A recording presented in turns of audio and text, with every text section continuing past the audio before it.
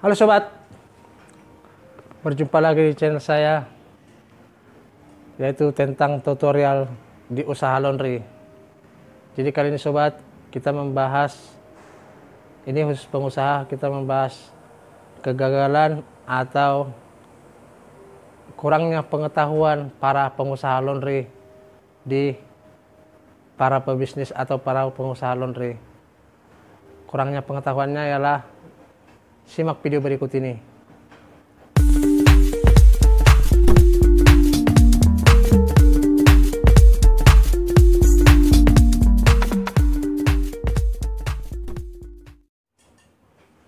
Jadi sobat,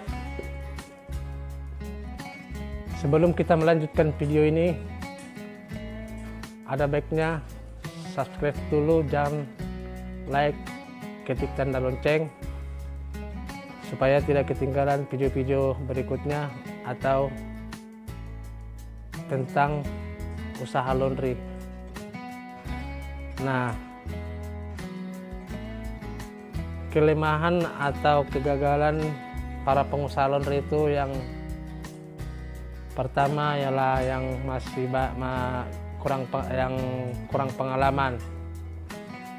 Nah, istilahnya kita nggak belajar dulu udah langsung buka usaha laundry.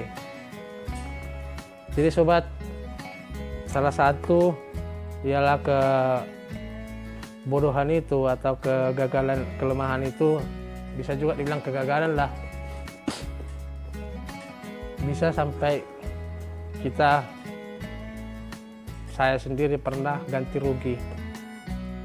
Nah, jadi ganti ruginya ini nggak tanggung-tanggung, ini pengalaman ya, awal-awal buka.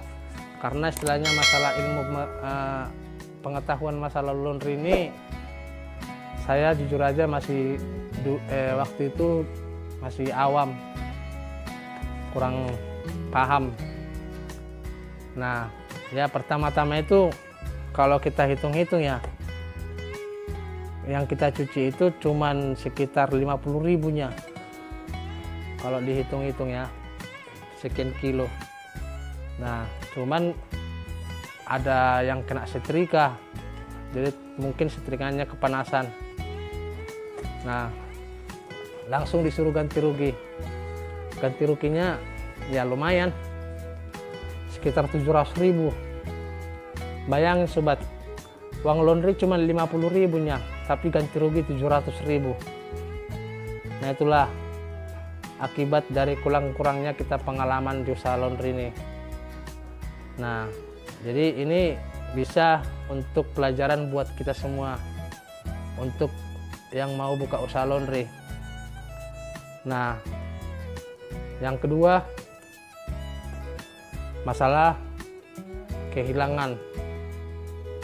Nah, ini kehilangan ini sebenarnya kalau menurut saya hilang tidak, cuman mungkin kecampur atau tercecer di laundry orang lain. Nah, ya ganti rugi juga. Jadi sobat, untuk mengatasi seperti itu mungkin di video saya sebelumnya sudah ada. Ada baiknya kita menghitung piece, waktu di pengambilan dan waktu di pengantaran. Nah, kita hitung piece-nya secara teratur, baru kita timbang. Nah, itu kalau tidak seperti itu, kita juga bisa mengakibatkan ganti rugi. Nah, itu sobat. Nah, selanjutnya lagi, nah, yang kena luntur. Makanya saya sering sarankan untuk para pengusaha laundry pemula, sebelum kita mencuci laundry atau sebelum kita memasukkan baju ke mesin cuci, usahakan baju itu dipisahkan dulu warna cerah dan warna gelap. Nah, untuk menghindari luntur. Nah, kita tahu semua, aku rasa kalau luntur itu susah-susah gampang untuk dihilangkan. Nah, karena saya dulu pernah kejadian, itu kemeja harganya lumayan. Cuman ya untung si pemilik baju ronde ini memaafkan kita, nggak usah diganti rugi. Tapi kalau seandainya diganti rugi, kemeja itu harganya 350.000. Nah ya maklum, kemeja bermerek memang kena luntur, cuman ya dia maklum. Jadi kalau seperti itu masih mending. Cuman kalau istilahnya karena kalau istilahnya si pemilik baju nggak terima, otomatis kita harus ganti rugi, kita ganti kemejanya itu. Nah jadi kalau istilahnya orang seperti itu bisa memaklumi kerja kita atau memaafkan kita, jarang-jarang ada orang seperti itu. Nah jadi sobat, itu perlu kita pelajari juga, jangan sempat kena luntur. Nah jadi atau sebelum kita mengambil baju penghuni atau baju pelanggan, ada baiknya kita tanya dulu yang mana yang luntur, yang mana yang tidak luntur. Jadi waktu mencuci tahu kita misahkan nanti sebelum dimasukkan ke mesin cuci. Nah itu sobat, itu itu perlu juga. Nah jadi selanjutnya sobat, masalah parfumnya atau masalah deterjen, bagian untuk alat mencuci lah, bagian deterjen pewangi parfumnya. Nah itu sobat, perlu kita istilahnya sebenarnya itu sih deterjen ini tergantung pemilik sendiri ya, pemilik usaha sendiri. Nah kalau deterjen ini ada yang sebagian deterjen cair, ada juga katanya, tapi aku belum pernah lihat sih deterjen bubuk pakai demis, belum pernah lihat, tapi ada katanya. Nah jadi itu sobat, baru masalah parfum. Nah kadang walaupun udah kita parfumi tapi tetap aja pelanggannya bilang kurang wangi. Nah dari situ semua kita harus bisa belajar.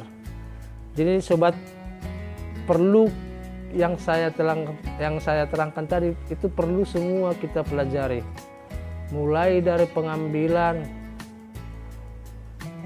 penyucian, penyetrikaan, perlu kita pelajari semua. Karena istilahnya menyetrika ini pun kalau kepanasan salah juga. Nah bisa juga bikin istilahnya kalau setrikaan ini kepanasan bisa mengakibatkan sablon baju itu lengket.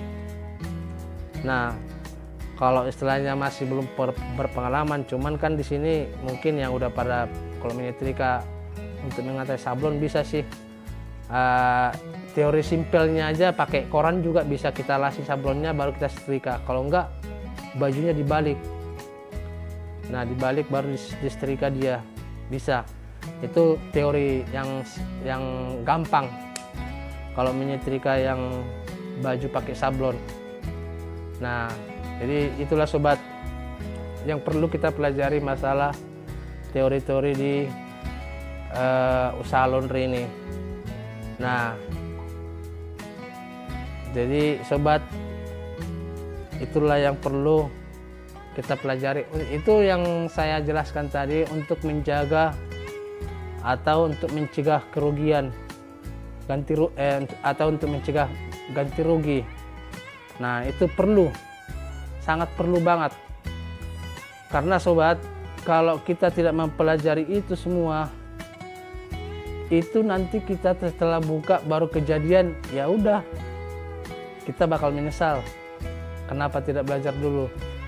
Jadi ada baiknya sebelum kita buka usaha laundry itu kita bertanya dulu sama orang-orang yang berpengalaman. Seperti di video-video sebelumnya saya sudah menjelaskan, ada baiknya kita bertanya yang sudah pengalaman atau yang sudah lama membuka usaha laundry. Nah jadi dari situ kita bisa ngambil pengetahuan dikit-dikit. Nah jadi itulah sobat, suatu kelemahan atau kurangnya pengalaman di usaha laundry. Nah jadi sampai disitulah sobat, jangan lupa subscribe. Mudah-mudahan video ini bermanfaat sama kalian atau buat para sobat. Terima kasih sudah menonton video saya. Jangan lupa like dan komen. dan selamat berjumpa lagi. Terima kasih. Bye.